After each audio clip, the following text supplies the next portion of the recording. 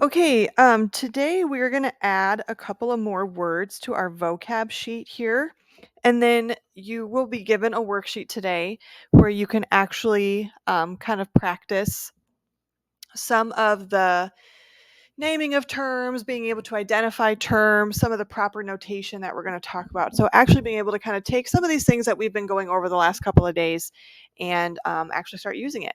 So, the first word that I want you guys to add to your vocab sheet is the word angle. And so, kind of branching right off what we talked about yesterday with talking about rays, an angle is formed with rays. So, for your definition, I want you to write down that an angle is formed by two rays with a common endpoint.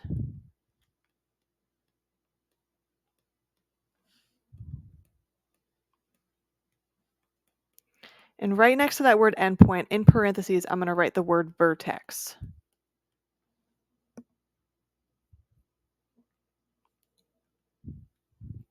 So what an angle looks like is you're going to have two rays coming off of the same endpoint, or we're going to call that the vertex. So it's going to look something like this. That would be what an angle would look like. Now I'm going to add a couple of things to this picture because I want to talk about how we would use the pieces here when we're talking about angles.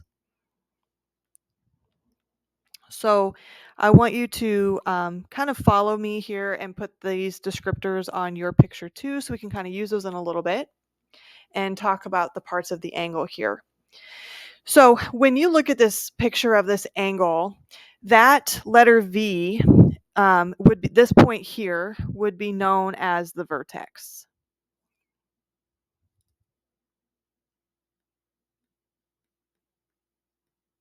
Okay. Now, the two rays, like V to U and V to W, those are the two rays that make up this angle. Those would be known as the sides. So over here, I'm just going to write sides, and I'm going to write VU and draw a ray above that, and then VW and draw a ray above that. When we have angles, they are made up of sides like that. And so you're always going to have two sides for any angle. And the only reason why I'm bringing that up is because when you guys get your worksheet today, there will be a part where they want you to name parts of the angle. They'll want you to be able to identify the vertex and then also be able to identify the sides. So I just want to talk about that now so that going forward, when you guys see angles, you know how to do that. Okay. Now let's talk about how you actually would name the angle itself. There's a couple of options for this one, but not all of these options will be able to apply going forward. So I'm going to kind of specify when you have to do different things. But for this angle, because it's just a singular angle, it's kind of standing alone, there's just one angle in the picture, kind of some easy ways to name it would be to use the vertex point. So the first way you could name the angle would just be using the vertex. So angle V. And this little symbol I drew in front of the V, I know it kind of looks like an L, but that is the symbol for angle. So you're going to see that show up in our notes. You're going to see me use that. So when you're talking about an angle, you're going to see a little tiny angle drawn in front of the name. But we could call it angle V. That would be one really easy way. The other really easy way is if they give you a number inside of the angle like they do on this one, I drew that 2 in there, we could call this angle 2 as well. Okay. Now, the V only works because this is a standalone angle, and the 2 only works if they give you a number. But there's going to be times where you can't just call it angle V because maybe there's lots of angles coming off of that point. And there's also going to be times where you don't get numbers, and so you can't always just rely on those 2 options. So the other options are to use the letters that are on your angle, but you have to be very specific about how you write this out. The order matters when you're writing out the name of an angle, just like it mattered when you were writing out the name of a ray. One way you could name the angle with the 3 points that are on it is you could call it UVW.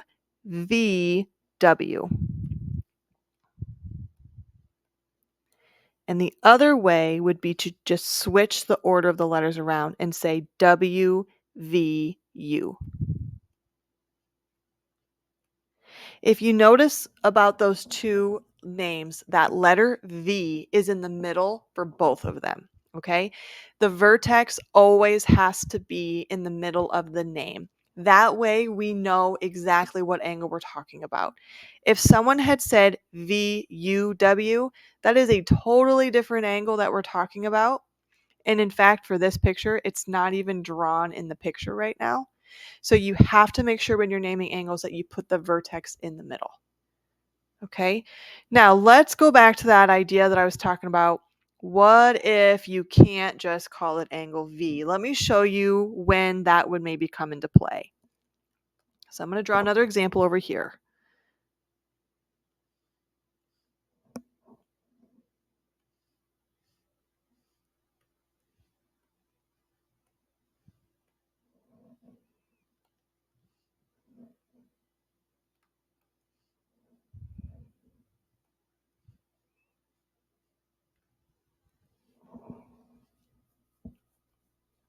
If you look at this picture, do you think it would be wise if I called the angle just angle X?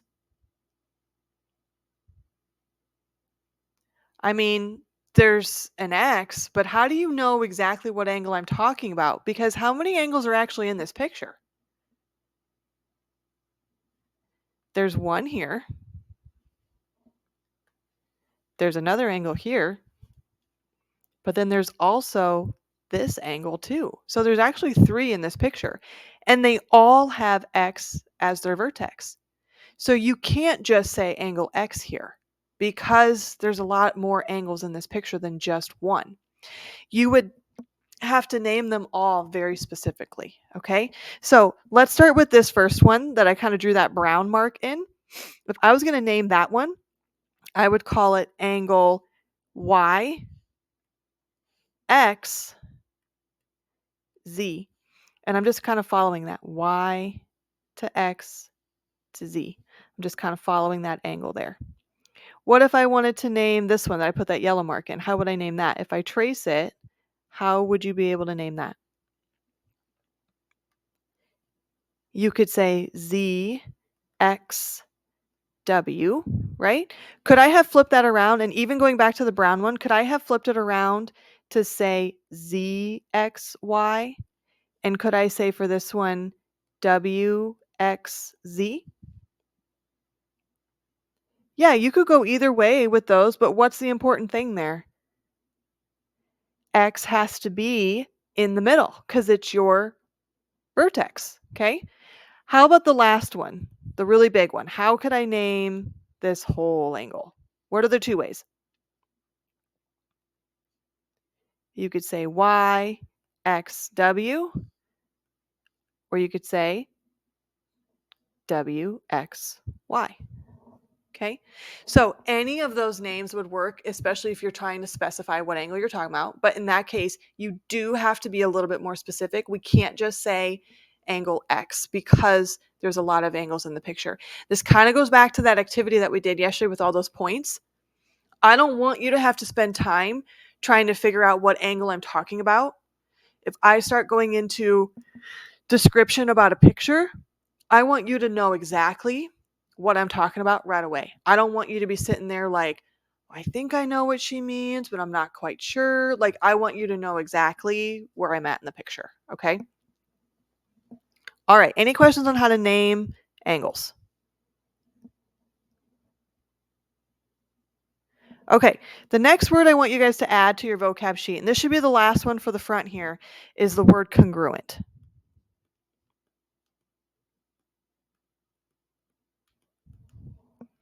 Maybe you've heard of this word before. Maybe you've talked about it in like middle school, or maybe you talked about it in algebra, a little bit about what congruent means. But congruent is talking about objects with the same shape and size.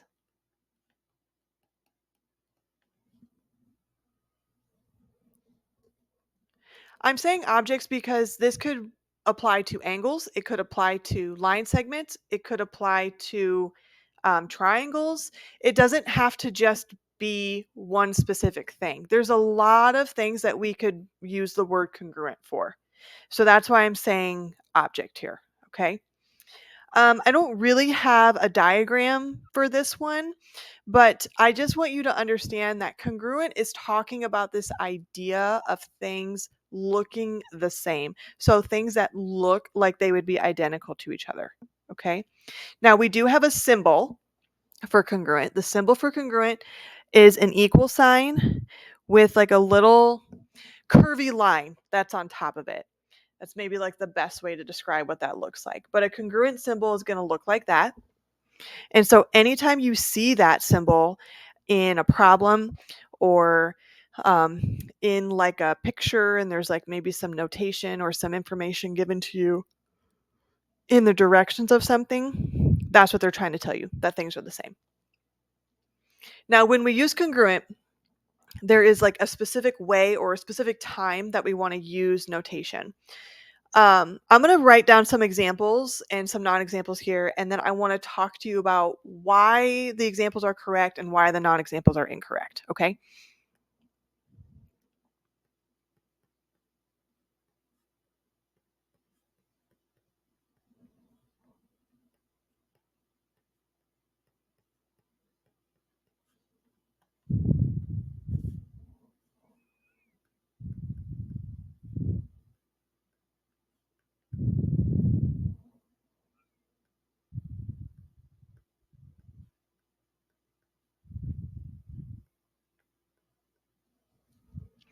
Okay, so on the left-hand side there, I wrote out some things that would be examples of proper use of the congruent sign, and on the right side, I gave you examples of what would not be okay for the congruent sign, okay? When I talked about the definition of congruent, I said that this is referring to objects that are the same shape and same size, okay? Now, I want you to understand something about congruent. Congruent is this idea that things look the same. It does not mean that I actually know how much something is measurement wise. Okay, this is a little hard to understand when you're introduced it for the first time. So I want you to try to follow me here. If I was given two things, like in my classroom, I have a lot of desks, okay, and they all look the same. So I could look at two desks in my room and I could say, that desk looks like it's the same as that desk. They appear to be about the same height. They appear to be about the same width, same length. They have similar features to them. They look identical to each other. Okay. That's this idea of things looking the same. Now, if someone had said to me, well, I want you to prove that those two things are actually the same, I would need to start measuring the desks. I would need to measure how tall they are. I would need to measure the width and the length of the tops of the desks.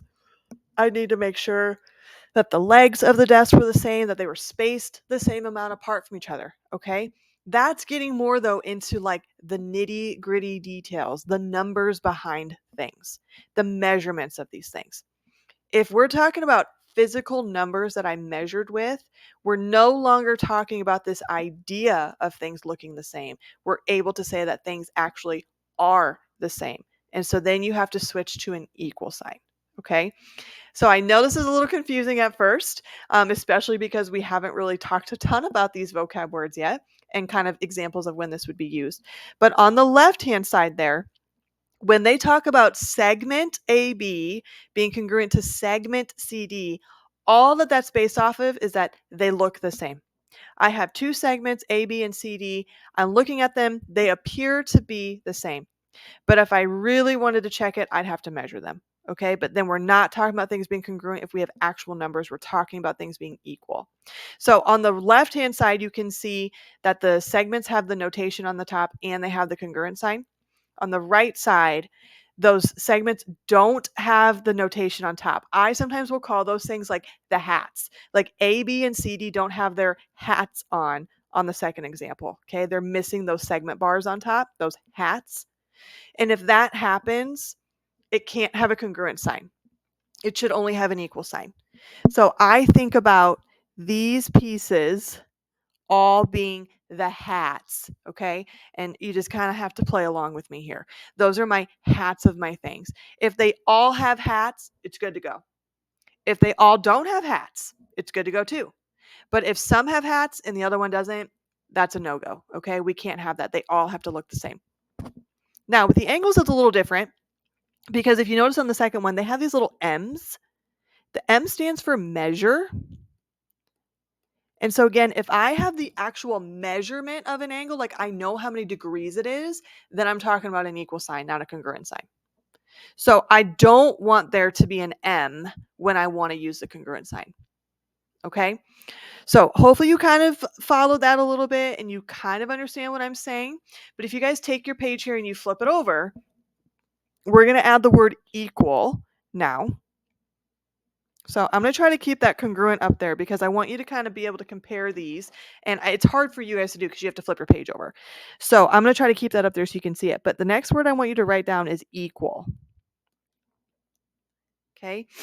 Equal is talking about the measure of things. So the measure of a segment.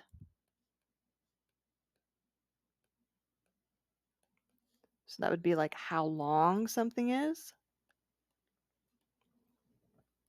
Or an angle,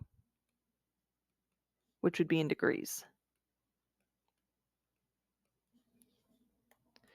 Again, I don't really have a diagram for this, but our notation is just an equal sign, okay?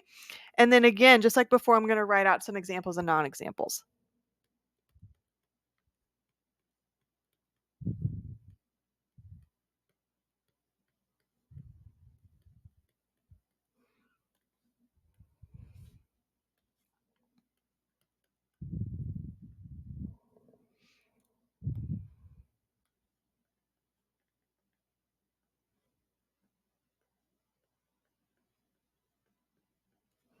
Okay, so again, I hope you can kind of take a look at that top one that we just talked about and now be able to compare it to the next word here, the equal.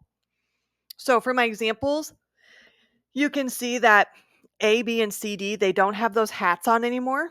So when they don't have the hats, we're talking about actual measurements here. We're talking about numbers. So like AB is 5 centimeters, CD is 5 centimeters. Since they're both 5 centimeters, I know then that they're equal to each other. It's a little bit more detailed than just saying, hey, they look the same, so I think they're congruent. This is actually saying, hey, I know that they're equal because they have the same measurements on them. Same with the angles. They have those little M's there because if I knew that this angle was 50 degrees, I know that this angle is 50 degrees, then I should be able to say that they're equal to each other.